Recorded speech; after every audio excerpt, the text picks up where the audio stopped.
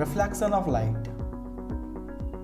When a ray of light approaches a smooth polished surface and the light ray bounces back, it is called reflection of light. जब हमारे पास कोई अगर polished surface है और उस polished surface पर अगर कोई लाइट का रे आकर के टकराती है और टकराने के बाद वो लाइट का रे दोबारा से बाउंस करती है और अपने डायरेक्शन को चेंज करते हुए वापस चली जाती है सेम मीडियम में, इसे रिफ्लेक्शन ऑफ लाइट कहा जाता है। आइए इसे समझने के लिए हम एक डायग्राम का हेल्प लेते हैं। सपोज ये हमारा एक प्लेन स्मूथ पॉलिश्ड सरफेस है। लेट अस अज्यूम कि ये एक मिरर है और इस पर एक लाइट का रे आकर टकराती है। टकराने के साथ ये बाउंस करती है और दोबारा से अपने डायरेक्शन को चेंज करके वापस चली जाती है। तो ये जो एक फेनोमेना हो रहा है इसे ही रिफ्लेक्शन कहा जाता है। इस रिफ्लेक्शन के प्रोसेस में सिर्फ दो रे इन्वॉल्व नहीं होते, इसके अलावा बहुत सारे और भी फैक्टर्स इन्वॉल्व्ड हैं। हम उन फैक्टर्स के बारे में डेफिनेटली बात करेंगे, लेकिन उसके पहले इन दोनों रेज के नाम जान लेते हैं। जो रेड कलर का दिख रहा है दैट इज इंसिडेंट रे, जो कि आकर सरफेस पे टकराई और टकराने के बाद बाउंस बैक करने के बाद जो रे आपको ग्रीन कलर का दिख रहा है उसे हम रिफ्लेक्टेड रे कहते हैं। इन दोनों रे के जस्ट बीच में आपको एक डॉटेड लाइन का स्ट्रक्चर दिख रहा होगा जिसे हम नॉर्मल कहते हैं। ये बेसिकली होता नहीं है, रियलिटी में ये नहीं होता, इसे हम इमेजिन करते हैं। और इस नॉर्मल और इंसिडेंट रे के बीच में एक एंगल बनता है और नॉर्मल और रिफ्लेक्टेड रे के बीच में भी एक एंगल बनता है। मैं आपको बता देना चाहूं, नॉर्मल इस प्लेन पॉलिश्ड सरफेस पर बिल्कुल परपेंडिकुलर होता है। तो इंसिडेंट रे और नॉर्मल के बीच में बनने वाला एंगल को क्या कहते हैं इसे हम जानेंगे। साथ ही साथ नॉर्मल और रिफ्लेक्टेड रे के बीच में बनने वाले एंगल को हम क्या कहते हैं इसके बारे में भी जानेंगे। देखें, जो एंगल नॉर्मल और इंसिडेंट रे के बीच बनता है उसे हम एंगल ऑफ इंसिडेंस कहते हैं। वहीं जो एंगल नॉर्मल और रिफ्लेक्टेड रे के बीच बनता है उसे हम एंगल ऑफ रिफ्लेक्शन कहते हैं। एंगल ऑफ इंसिडेंस को हम आई के साथ सिंबलाइज्ड करते हैं और एंगल ऑफ रिफ्लेक्शन को आर से सिंबलाइज्ड किया जाता है।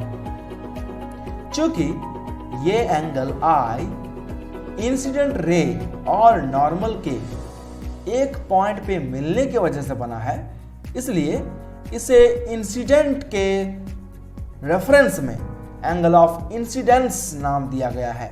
वैसे ही रिफ्लेक्टेड रे और नॉर्मल के बीच में ये एंगल आर बना है, इसलिए रिफ्लेक्टेड के रेफरेंस में इस एंगल का नाम एंगल ऑफ रिफ्लेक्शन रखा गया है। अब हम बात करने वाले हैं लॉज ऑफ रिफ्लेक्शन के बारे में। रिफ्लेक्शन बेसिकली दो लॉज को फॉलो करता है। पहला, the angle of incidence and the angle of reflection are equal.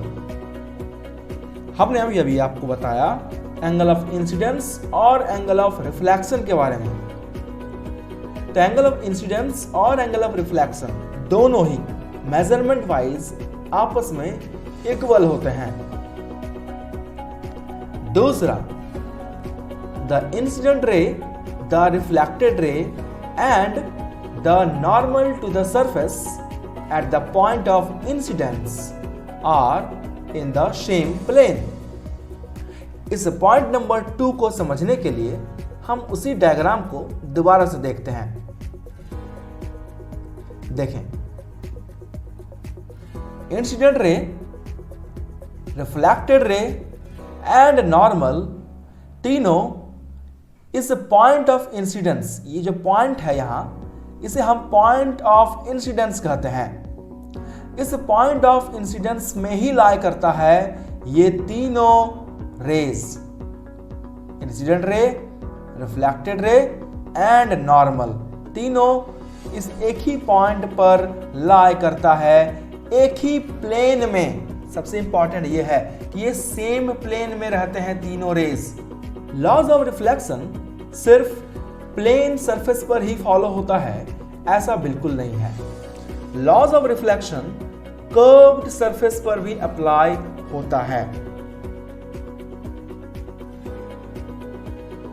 जैसे हमारे पास एक कर्व्ड सरफेस दिख रहा है, एक पॉलिश्ड कर्व्ड सरफेस, जिसे हम कर्व्ड या स्फेरिकल मिरर भी कहते हैं। आगे हम पढ़ेंगे चैप्टर में कि स्फेरिकल मिरर किसे कहा जाता है और ये कितने टाइप के होते हैं और इनके द्वारा इमेज फॉर्मेशन कैसे होता है। तो सपोज हमारे पास ये एक स्फेरिकल या कर्व्ड सरफेस है और मैं इसके सरफेस पर एक टेंजेंट ड्रॉ करता हूं। ये टेंजेंट मैंने रेफरेंस के लिए लिया ताकि हम लॉज ऑफ रिफ्लेक्शन को आपको बेहतर समझा सकें। ये जो आपको टेंजेंट दिख रहा है ये एक प्लेन सरफेस की तरह एक्ट करेगा और अगेन हम देख पा रहे हैं कि जो रेड कलर में आया वो इंसिडेंट रे है एंड ये टकराने के बाद तुरंत बाउंस बैक कर गया। और सेम प्लेन सरफेस की तरह यहां पर भी एक नॉर्मल है और ये नॉर्मल बिल्कुल परपेंडिकुलर है इस टेंजेंट के साथ और यहां पर भी एक एंगल बन रहा है और उस एंगल में दो एंगल इंक्लूड हैं। पहला angle I and the second one is angle R, यानी कि I that means angle of incidence, क्योंकि ये इंसिडेंट रे के मिलने की वजह से बना है, and the second one is angle of reflection, क्योंकि ये रिफ्लेक्टेड रे के नॉर्मल के साथ मिलने की वजह से बना है। चलिए एक एग्जाम्पल को हम अज्यूम करते हैं। मान ले कि हमारे पास एक प्लेन मिरर है। आपके घरों में भी प्लेन मिरर जरूर होगा। अगर इस प्लेन मिरर के सामने आप आते हो तो आपको अपना इमेज दिखता है। क्या आपने अपने इमेज को कभी ऑब्जर्व किया है? आपको अपने इमेज को देखकर कुछ बातें काफी अजीब लगेंगी। जैसे आप जितने हाइट के हो आपका इमेज भी उतने ही हाइट का होता है। इसके अलावा और भी कुछ खास बातें होती हैं प्लेन मिरर के सामने खड़े होने के बाद बनने वाले इमेज के। तो चलिए इस प्लेन मिरर के द्वारा इमेज के कुछ विशेष प्रॉपर्टीज हैं उसे जान लेते हैं। Properties of image formed by plane mirrors. Properties number 1, a plane mirror forms a virtual image. हमेशा प्लेन मिरर जो होगा वो एक वर्चुअल इमेज बनाएगा किसी भी ऑब्जेक्ट का। वर्चुअल इमेज किसे कहते हैं इसके बारे में हम इस चैप्टर में आगे देखने वाले हैं। फिलहाल हम इसे स्किप करते हैं और बढ़ जाते हैं पॉइंट नंबर 2 की ओर। The image formed by a plane mirror is always erect. Erect का मतलब होता है सीधा। तो प्लेन मिरर के सामने जब आप खड़े होंगे तो आपको अपना इमेज बिल्कुल सीधा दिखता है। The image is formed as far behind the mirror as the object is in front of it. Object जितनी दूरी पर रहता है मिरर से, उतनी ही दूरी पर उस ऑब्जेक्ट का इमेज बनता है।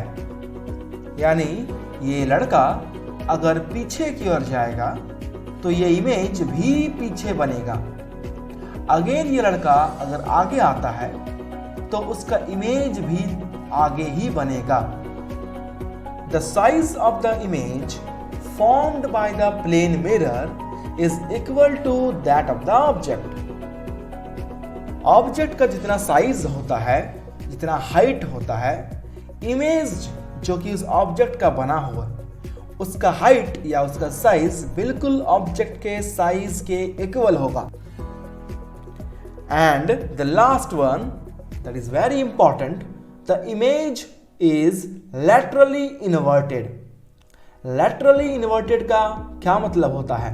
देखें कि अगर कभी आप मिरर के सामने खड़े होते हैं तो आपको ऐसा फील होगा कि आपका लेफ्ट हैंड आपका राइट हैंड की तरह दिख रहा है और आपका राइट हैंड आपके लेफ्ट हैंड की तरह दिख रहा है, जैसा कि अभी आप इस डायग्राम में देख पा रहे हैं, इस पिक्चर में। यहाँ इस लड़के का ये लेफ्ट हैंड है जो कि उसको इमेज में राइट हैंड की तरह फील हो रहा है, और इस लड़के का ये राइट हैंड है जो कि इमेज में, इस मिरर में उसे लेफ्ट हैंड की तरह फील हो रहा है। इसे ही हम लैटरली इन्वर्टेड इमेज कहते हैं, या कभी कभी इसे लेफ्ट राइट इन्वर्जन भी कहा जाता है। तो आई होप आपको आज इस वीडियो में बताए गए सारे कॉन्सेप्ट क्लियर हुए होंगे। आज की वीडियो के लिए बस इतना ही। मिलेंगे आपसे अगले वीडियो में कुछ और नए इंटरेस्टिंग टॉपिक्स के साथ और उनके डेप्थ एक्सप्लोरेशन के साथ। तो मिलते हैं आपसे अगले वीडियो में, तब तक के लिए टेक केयर, खुश रहें, गुड बाय।